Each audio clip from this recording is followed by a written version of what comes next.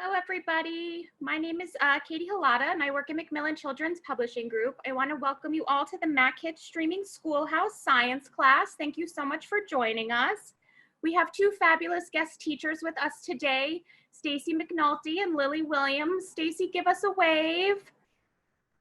Unfortunately, Lilly had a last-minute conflict and isn't able to join us for her presentation live, but we have pre-recorded it, so we're going to share that with you, and it'll be like she's with us directly for that. And then she will be phoning in later on for the Q&A, so we will be able to talk to her for that portion of it. So now, without further ado, I'm going to turn things over to our first guest teacher of the day, who is Stacy McNulty. Stacy is the author of several picture books, including the My Universe series, Excellent Ed, and Beautiful. She lives in North Carolina with her husband, 3 children, and 2 dogs. Take it away, Stacy. Yay. Hi, I am author Stacy McAnulty coming to you live from my home office in North Carolina. This is where the magic happens. This is where I write books. So welcome. I'm going to go ahead and share my screen today. So give me 2 seconds to click through some things here. And I should be up. Let's see. Clickety click. All right. So I am the author of the Our Universe series, and I'm here today to teach science. Yay, science. So these are my books that I wrote, Sun, Earth, Moon, and Ocean. I am not an illustrator, so they're illustrated, 2 of them by David Litchfield and 2 by Stevie Lewis. Now I'm super excited that I get to be a teacher for the next 15 minutes because years ago, I was actually certified to be a North Carolina middle school math teacher. It didn't work out because I ended up starting to write books and sell more books. So I had to decide, and I ended up sticking with being an author, and I didn't actually go into the classroom. So this is my opportunity. So thank you for joining me today to live out this dream of teaching. Okay, so now what I remember from school is that we did a lot of tests. And I know kids still do this today. So I am going to be a very strange teacher here, and I'm going to start right with a test. So we are going to take a test together today, and it is the What Do You Know About Your Home Planet test. And it's just going to be true or false. And the way you guys are going to play along is if it's true, if you think it's true, give me a thumbs up. If it's false, you just give me a thumbs down. Pretty simple, right? All right, let's get started. First question. The word Earth begins with the letter E. The word Earth begins with the letter E. True or false? True or false? Answers locked in? That one is true. It's right there on this screen. So we're starting, it's a bit simple. I'm sure you guys did great with that one. You ready for something a little bit more challenging? Okay, let's do this. Next one. One of Earth's nicknames is the blue marble. One of Earth's nicknames is the blue marble. True or false? True or false? This one is true. Now, I love the story behind this. So here, you guys know what marbles look like, right? So here are some marbles. Do you think Earth looks like a marble? That's kind of an opinion question, right? Do you think Earth looks like a marble? Maybe a little bit.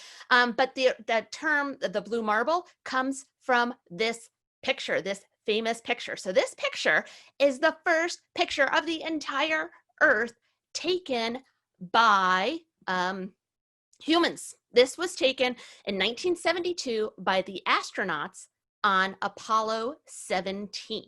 So this is from 1972. It's the world's first selfie. Really? So what happened is this Apollo 17 is going up into space. It has 3 astronauts. Now they're very strict about what's happening on these space shuttles. You know, every minute is planned. All the equipment has usage, is set aside to be used for certain things. And so they had a certain amount of film. But the astronauts looked out the window, which was not on the schedule. They looked out the window and they saw this. They saw Earth. And they're like, whoa, we need a picture. So they took a couple. They weren't supposed to be using this film. They weren't even supposed to be looking out the window. But they took a couple of pictures, and it ended up becoming this famous picture, the blue marble. Now, some of the interesting things about this is, one, all 3 astronauts claim to have taken this picture. We don't know which one actually took it. So NASA is like, well, we'll just say all of them did it. So all three get credit. We don't know who actually snapped the picture. And also in the original picture, the white down at the bottom, the South Pole, was up top. It was kind of flipped. Our north and south were opposite, but they've transposed this picture so we can see it the way we normally see Earth, with north at the top. Also, this picture, because it was taken by NASA, which is part of the United States government, it is a free picture. That means you don't have to pay royalties to use this. If you want to put this picture on a flag or a postcard, you don't have to pay to do that. We all own this picture. So people think it might be the most widely used picture in the entire world because it's free. So Greenpeace uses it, presidents have used it, car companies have used it. So the blue marble is from this picture, the first selfie for the planet Earth. All right, next one. Earth is the closest planet to the sun. True or false? True or false? What do you guys think? This one is false. This one is false. So here is a picture I stole from the internet of our planets. So we have the sun, and the closest is Mercury, then Venus, Earth, Mars, Jupiter, Saturn, Uranus, and Neptune. Again, Mercury, Venus, Earth, Mars, Jupiter, Saturn, Uranus, and Neptune. Yes, I know there's no Pluto here. Not technically a planet. So how do I remember Mercury, Venus, Earth, Mars, Jupiter, Saturn, Uranus, and Neptune? This way. My very energetic mother just served us nachos. Isn't that an easy way to remember it? Actually, guys, in all honesty, I just had nachos for lunch. So I love nachos, but my mom wasn't here to serve them to me. But anyway, this is how we're going to remember it. My very energetic mother just served us nachos. Mercury, Venus, Earth, Mars, Jupiter, Saturn, Uranus, and Neptune. Now, what I really like, I like this picture even better than the first picture I showed you, another stolen picture from the internet. Check out the difference in size of the planet. So the first one had us all kind of uniform in size, but you can see Earth and Venus there are more similar in size, like brother, sister planets, if you will. Mercury smaller, and then look at the Jupiter, Saturn, huge giant planets. And then of course the sun over there is gigundous. All right, next question. It takes Earth a whole day to spin around once. It takes Earth a whole day to spin around once. True or false? True or false? This one is true. Yes, it takes Earth 1 day, 24 hours, to rotate. Okay, so we're gonna pause science class right now and play gym class. So can you guys rotate? Rotate is to spin on your axis. Now I'm in a spinny chair. If you can see me in the small screen, this is me rotating. Oops, sorry, Earth. This is me rotating. I am rotating around. I rotate on my axis there. So that was 24 hours for Earth to go around. Let's try this one. It takes Earth a whole day to circle the sun. It takes Earth a whole day to circle the sun. True or false?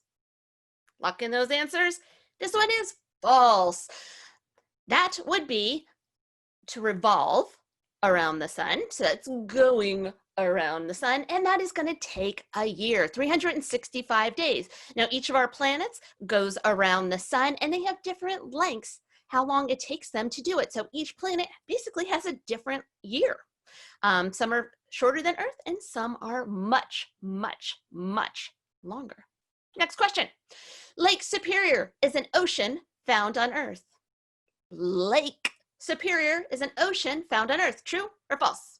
True or false? This one is false.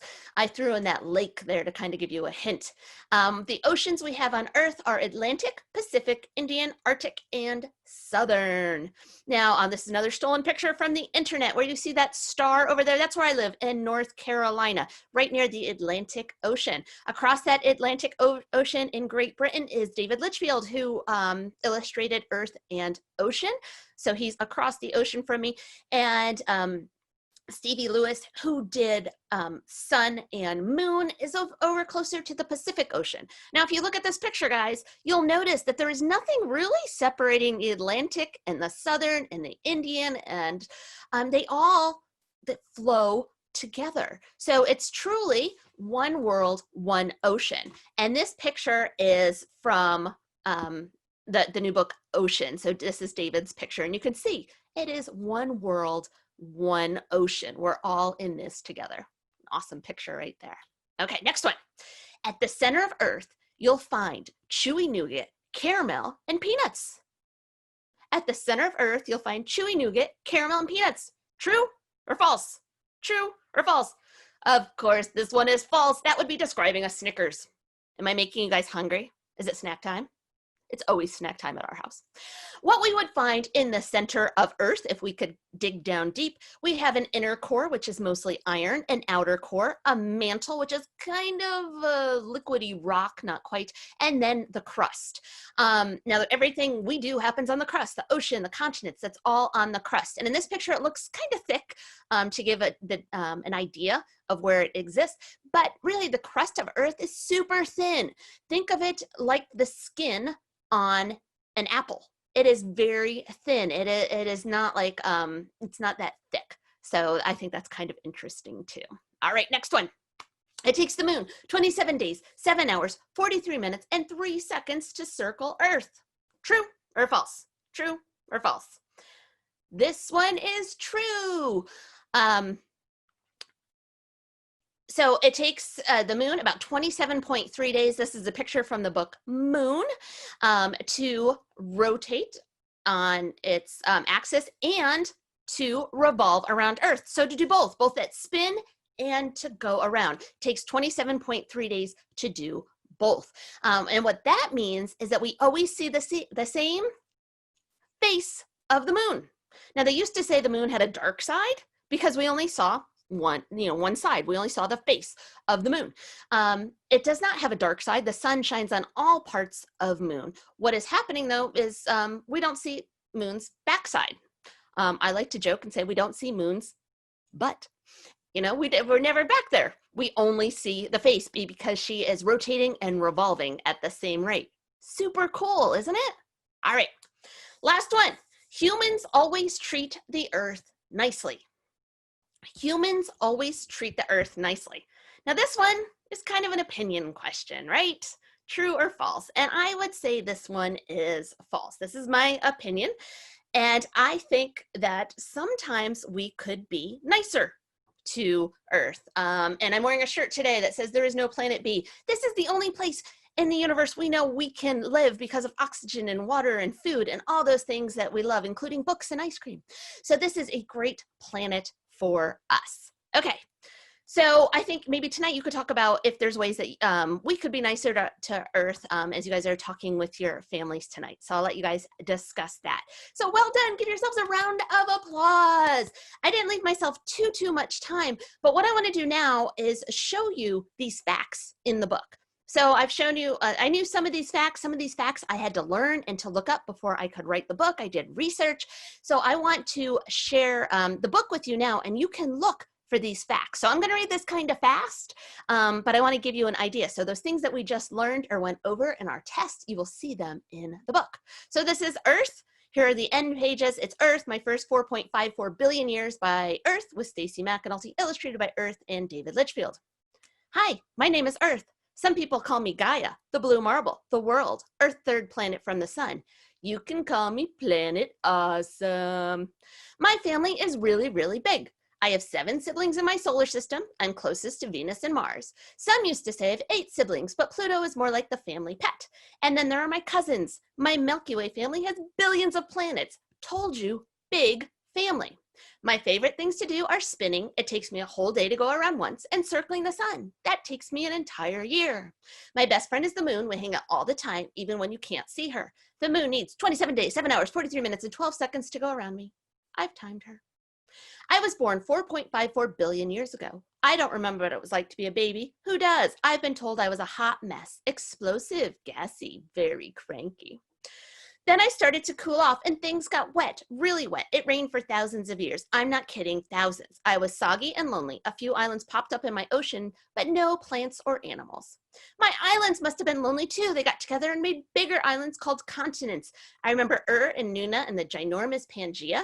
Then Pangaea split into 7 separate continents. Things are always changing. As I got older, stuff began to grow. Life!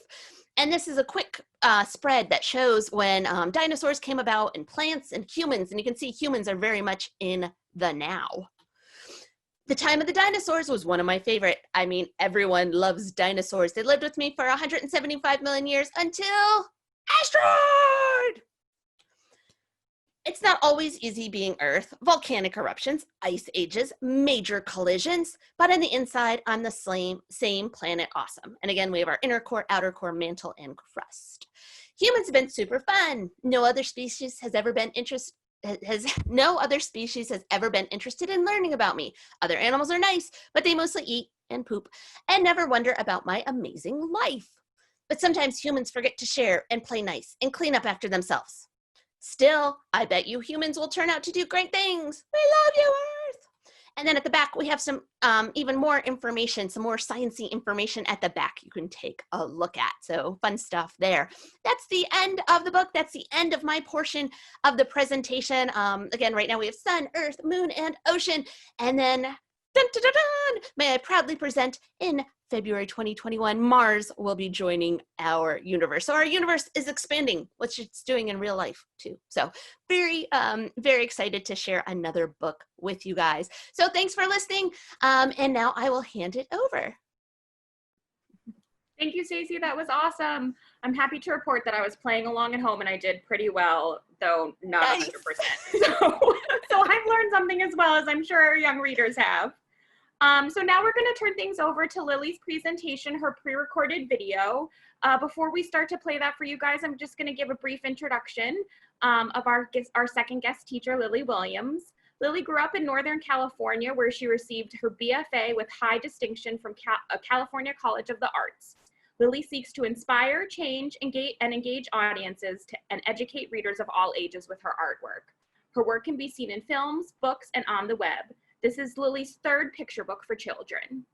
And here is Lily's video. My name's Lily Williams, and I'm an author and illustrator, which means that I write and draw children's picture books. I also do a lot of research because I write and illustrate nonfiction picture books, which means my books have to be scientifically accurate. They need to be 100% true and filled with all sorts of facts. So how did I get here? How did I make this my job? Well, it's a little bit of a winding path. I grew up in a family of artists. So this is my papu, which is Greek for grandfather. He was an artist during his whole entire life, and he loved to paint with me and my little sister, Paige. I also have a mom who's an artist and a fashion designer. So growing up, I was surrounded by art. It was something that was part of my daily life and something that was really important to my family. This is one of my first drawings of sharks. I won a t-shirt contest for my swim team when I was 9, and I didn't know how to draw sharks, but I decided that I needed to win this competition. So I learned how to draw sharks to the best of my ability at that age, and I won the t-shirt competition. So my shirt was on the annual swim team shirt that year, and I grew up swimming for a swim team called the Sharks, which means that I automatically just loved sharks as a kid. I swam there my whole entire childhood, and I was really interested in Shark Week because of this. So with all my interests, with my family loving art, and I decided I really wanted to be a scientist when I was a kid. And then I wasn't very good at school. So I thought maybe being a scientist is not what I should be because I'm not very good at math. And I think a lot of people maybe can relate to that, feeling like school isn't the thing that they're the best at. So this is me with my homework. And I did always like doing homework. I loved learning. I loved learning about the world, but school wasn't always exactly how I learned best about the world. So realizing that maybe I wasn't good enough to be a scientist, I decided I'm going to be an artist. But that was momentarily after I wanted to be a mad scientist, and then I learned out that wasn't a job. So for a minute, I thought maybe I'll be a mad scientist, not a real scientist. So I realized during this whole entire thing that when you like all these things, I loved learning, I loved science, I did not like math, and I still don't, but I loved history, and I loved facts. I realized that you can draw about the things you like. So that led me to drawing about everything I loved. These are my rabbits, Owen and Oliver. And here's a drawing of me feeding them cilantro, their favorite food.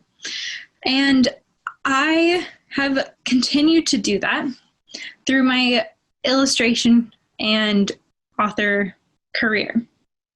So I love sharks. These are photos I took while just diving with sharks in Hawaii.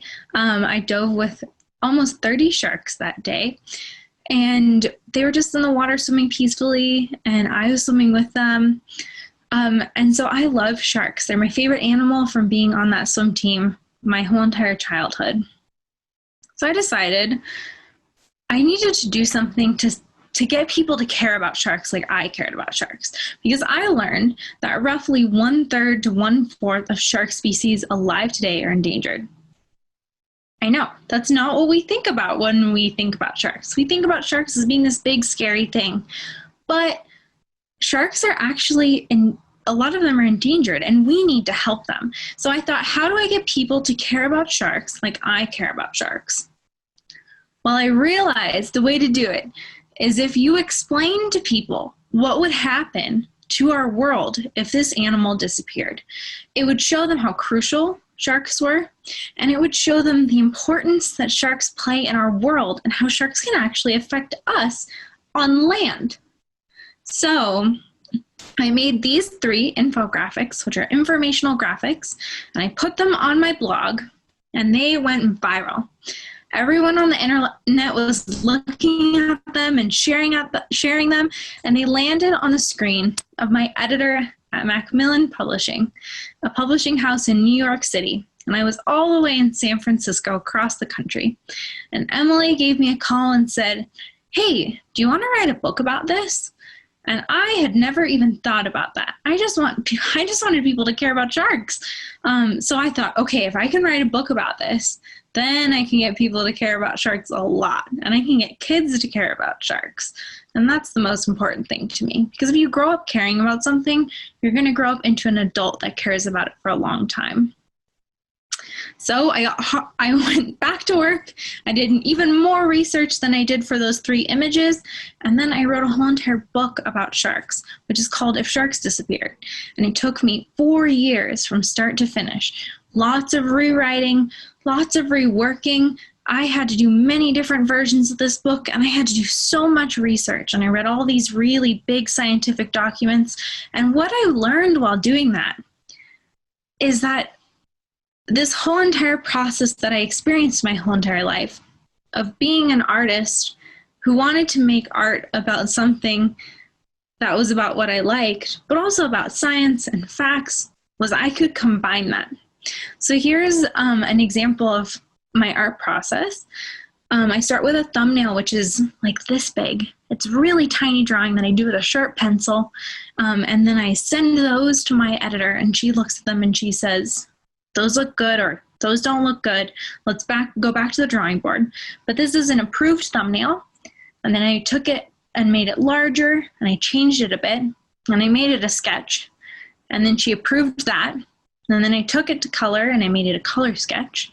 And she approved that, but I looked at it and I said, you know what, those colors aren't right. So then by the time I took it to the final illustration, which is a big one on the bottom, that was exactly what I wanted. And it turned into a scientific drawing where all the coral is accurate and the fish are accurate to that ecosystem.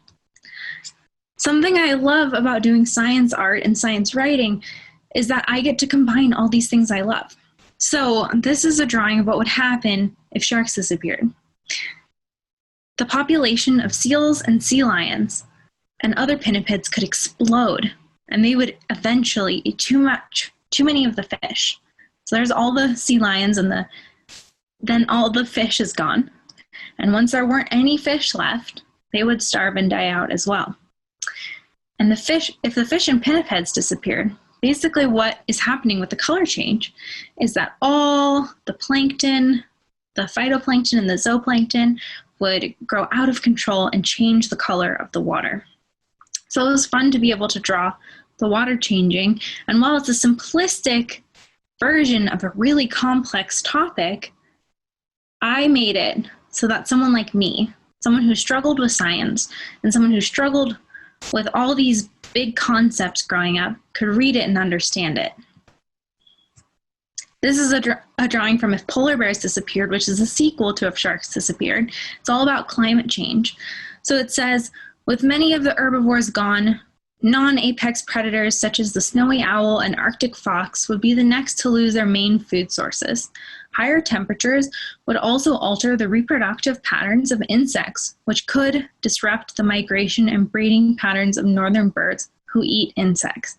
So this shows, I love doing this illustration. This is why I included it. It's one of my favorite ones. I got to learn all about the different packs of snow. So when snow is in an area like the Arctic, it layers, and all the different snow layers are different. And I thought that was so cool, and I got to learn all about that so I could illustrate it properly and make sure that the colors showed the differences in the snowpack. So you can see that in the different layers of snow. You can see it. I also labeled it in the illustration. So I had a lot of fun with this illustration. It was everything I wanted to do. And plus, I got to include rabbits, which is one of my favorite things. This illustration is from If Elephants Disappeared. And I had a lot of fun with this because this is a timeline. And I love doing these timeline illustrations. There's also one in If Sharks Disappeared that's different. But this shows from the start of the Earth, the Big Bang, all the way to when we had our first organisms, to when our life on Earth became more complex with these little crabby things that we learn about in school, whose name I'm forgetting. This is why I don't do science professionally. I do it in a way where I can write about it because sometimes the facts just leave my head. So then their sharks disappeared around 450 million years ago. That's one of my favorite facts. Sharks were around before dinosaurs. The sharks appeared, and then we go over and the reptiles appeared, and the dinosaurs appeared, and the trees appeared, and then we come back down, and the first elephants appeared. And the first elephants did not look really like elephants. And then as the species evolved, they even had elephants with tusks. So I had a lot of fun, and I also had to include a rabbit, if you'll see with the girls. There's a rabbit in there. So I had a lot of fun figuring out what I should include on this timeline and making it accurate so that you can look at it and you can understand the information easily. And here are two more illustrations, one from If Polar Bears Disappeared and one from If Elephants Disappeared. And this is where I'm ending the presentation. So I want to just kind of say that scientists rock, and their job is hard. But what's so cool about facts is they're not exclusive. You can learn about facts, and you can draw about facts, and you can write about facts, and you can do it in a way that appeals to you. So for me, it was all about how I could make people care about topics that they might not care about. So with If Sharks Disappeared, it was because I loved sharks so much. And then it turned into a series, and I got to pick my other animals. So I wanted to make If Polar Bears Disappeared about polar bears and climate change and what would happen to the sea ice if it melts. And then If Elephants Disappeared is all about poop. And I told myself I would never write a book about poop. But when I did the research, it turned out the entire book was about elephant poop. So I had to draw a lot of elephant dung. And during that process, I learned a lot about elephant poop. And it's a really cool thing. Elephant poop rocks. So I'll leave you with, sometimes your dreams might seem unachievable. Or sometimes you might not feel like you can do exactly what you want to do. But there's an avenue in which you can. You just might not be able to see it yet. So thank you guys so much for listening and coming and having me today. I'm super thankful, and I'm excited to answer your questions. So thank you for listening, and keep drawing if you're drawing out there. Keep researching if you're researching out there. And remember that your voice can make a difference and help animals or the planet or people however you want. Thank you. All right. Lily is now on the phone with us. So we are welcoming Lily, and we're getting ready to move into the Q&A portion of our program with Stacy and Lily. So thank you for pre-recording for us, Lily, and thank you for being able to get on the phone so that we can have you in person for this Q&A portion of the event. So again, if you are a young reader or a listener out there who would like to send one of our authors a question for this session, you can put it in that Q&A button that's at the bottom of your screen. Type out your question there and we'll read them aloud to the authors. If you're a young reader who's going to need some help typing out your question, you have time now to ask an adult for some assistance. And we do ask that you include your name and your age so we can make sure that your question goes to the top of our list. So to kick things off, we're going to start with a question that a young reader sent in to us in advance while our other attendees have some time to formulate their thoughts and get them typed out for us. So the question we have from our young reader in advance is, what do you do when you have a great idea, but you're stuck on what actually to write? I feel like you should Anyone call on can us. start, yeah. Stacy, go. I call on you. I select you to start. Oh man, that's such a good question because that does happen. Or I was like, I have an idea, and ideas up here can seem brilliant, but once you have to start writing them, something happens between this brain and these fingers, and it doesn't always come out clearly. Now, because I do a lot of these science-y books for the Our Universe series and other science-y books, what I do, if I'm not quite sure what to do, is research. That's still doing work. So sometimes I watch, like my son and I have been watching the Earth series on Netflix. I probably have the name wrong, but watching about like our Earth, and so you can watch things, you can read things. So they're just doing the research will usually end up with even more inspiration and really get me going. I think that's a great answer. I think research is so important and it is such a huge part of the process, especially if you're writing nonfiction, but also if you're writing fiction. There's so much you can research and there's so much information out there. And if you're interested in something, I just say chase it by learning all you can about it. And sometimes I think the best thing to do if you're stuck is to go on a walk. I like that. That's good advice, Lily. Both of you mentioned research in your answers here, but also in your presentations. And we have a few people wondering if there are any good resources, websites, or other assets that you use while researching your books that would be good for young readers who are also interested in researching science topics like these. One of my favorite is NASA. And they've got some very complicated stuff on NASA, but they also have a kid-friendly section on NASA. And so the website's always changing. It's a great, I call it legitimate website. It's very, the internet could be scary. So if you're a kid, go on it with an adult, because sometimes it's hard to tell what's real. So if you have an adult, whether a teacher, a librarian, a parent, somebody can help you out with that. But NASA is a place that I absolutely trust for the information. So that's one of the places, and I read a lot about space and things, and National Ocean. NOAA, what's NOAA? NOAA, yeah, National Oceanic Administration Association or something. I love acronyms. I can't get names. And that's another one that NOAA's got really good stuff about climate change too. So those are two sites that just off the top of my head that I trust, and I feel they'd be safe places to go. But I do recommend going with an adult. Other places on the internet. Yeah, I think that and National Geographic is great too, and they have Nat Geo Kids, which is awesome. And one of the first places I usually start to research, because I do it about specific animals, is I make sure that I'm going on websites for nonprofits. And nonprofits, or NGOs, which are non-governmental organizations, are really good sources of information because they have to be accurate. And they have boards of directors, which just means there's a bunch of older people in a room being boring together and making sure that the information's accurate. And those organizations, there's popular ones that many people know called World Wildlife Federation Foundation, WWF. Not the wrestlers. And yeah, and there's all sorts of organizations that have accurate information because they are held to a standard where they have to. So I love looking at those websites for nonprofits. And you can always check if it's a nonprofit by scrolling down, and usually at the bottom of the page it says that it is a 501c3 nonprofit. And that's a big fancy term to look for, but it does make sure, like what Stacy was saying, make sure that your facts are accurate, because if you're on the internet, you know, it's really hard to decide what is truth and what is someone just writing about their opinion. So making sure that the sources are accurate and honest is really important. Those are all great resources. Thank you, guys. Our next question is from Bernardo, who is 9.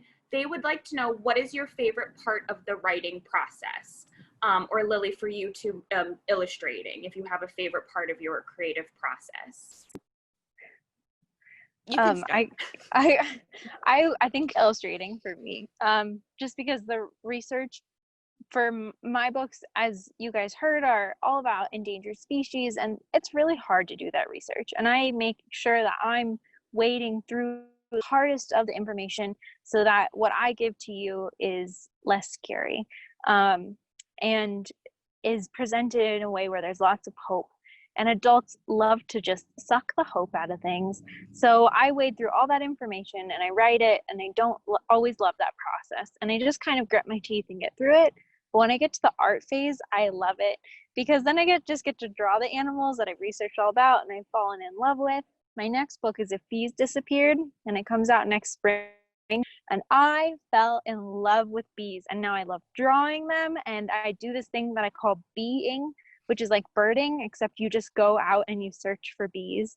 And so my favorite part is the art process. But I do like the writing. It's just that for me, it's so information heavy that when I get to the art process, it's all about just making sure the plants are right and the birds are right and the insects are right, and then kind of going forward, which I think is really fun. I think so. I'm not an illustrator, so it's not part of the writing process, but I will say, when I get those sketches like you showed us in yours, Lily, like usually I get them when they're colored, still pretty early on the sciencey books, but there's so much joy in that, seeing it come to life, because it's very much a collaboration. So I enjoy that. For me, on the writing end of it, it's all of it can be hard, but I love when I have a breakthrough. And what I like to point out to young writers and readers is that what you're reading here is never, ever a first draft. Never, ever, never, not in a million years. So Sun, this It's like I the rewrote 16th draft. Right. Sun, this one I rewrote 8 times on my own before rewriting it with my editor, Julia. So it gets done over and over again. And when I'm writing these books, because the way I like to dish out science is I like humor. So each page I want a scientific fact and I want a joke. So again, I might get to one page where it's missing one of those things, and when I have that breakthrough, and it could be on that 16th draft, that's when it feels so good. There's so much happiness when I have a breakthrough. I just don't know which revision it's going to happen in. So. All right, I think we have time for just one last question, and this one comes from Ellie, who is 9. They would like to know, how do you get all the ideas in one book? Or I guess, how do you decide what, especially with so much research, what goes into the book and what kind of stays behind on the desk, I guess? Stacy, do you mind if I start that one? Oh, go ahead. Okay, so I know you're 9, but you're going to learn soon about this thing called a thesis. And a thesis is like a sentence that you put at the front of an essay when you start writing essays. And it just means, this is what I'm going to talk about. So for my books, my question is, what happens if the animals disappear? That's my thesis, which is a fancy word of just saying, that's my question I have to answer in this book. So I have to answer that question. And I have to go and I have to figure out what types of plants are important to these animals, what types of insects are important to these animals, what types of herbivores or carnivores interact with these animals. So for me, I think a lot of people think, oh, I just researched an elephant, right? Turns out I researched a lot about their poop. And I didn't like doing that research because it was gross, but I had to do it. So what ended up happening was, my question was, what happens if these animals disappeared? And I have to go answer that by then researching elephants and then learning about all the things around them. So for starting a book, I like to have a question, basically. And what is the question I'm going to answer? And how am I going to answer that with research and learning? Nice. So the way I've been doing this, kind of like what I mentioned. So I want a fact on each page and some kind of joke. So that's what I'm doing. And there is so much information. Like I've taken on the whole ocean, and you have a book just about sharks. So I'd be like, I don't even get into sharks. So I have to really decide what I find most interesting, what is something that my readers will find interesting. And I call my books gateway books. So what I'm trying to do is just give you a little bit, and that you will go and bug your media specialist or your librarian and be like, I need to know more about the ocean. And your librarian will point you in the resource direction and get you reading all about it. We have a book next year coming out about the brain, the human brain. And my goal is to encourage one of you to be a neurologist. I mean, I'm not kidding here. I want you to get so excited about the brain. You read that brain book, and then you go to the library and you're like, I need to know more about the brain. And you study the brain through elementary, middle, high school, and you go on and you become a neurologist. And when you're accepting your big prizes, 30 years from now, you mention it all started because I read a book by Stacy McAnulty about the brain. I'm just trying to get you excited. And so I picked the facts that I think are the most exciting. All right, that is so awesome. Thank you guys for joining us today. Thank you, Lily and Stacy, for your amazing lessons. I definitely learned some things, so I'm sure that our young readers in the audience did as well. For everyone who joined us today, just a reminder that this is being recorded, so we are going to share the presentation with you as well as with everyone who registered for the event. And we hope that you join us tomorrow for our last schedule in the streaming Schoolhouse, our art class. And we will see you soon. So thank you guys. Thanks, guys. Bye.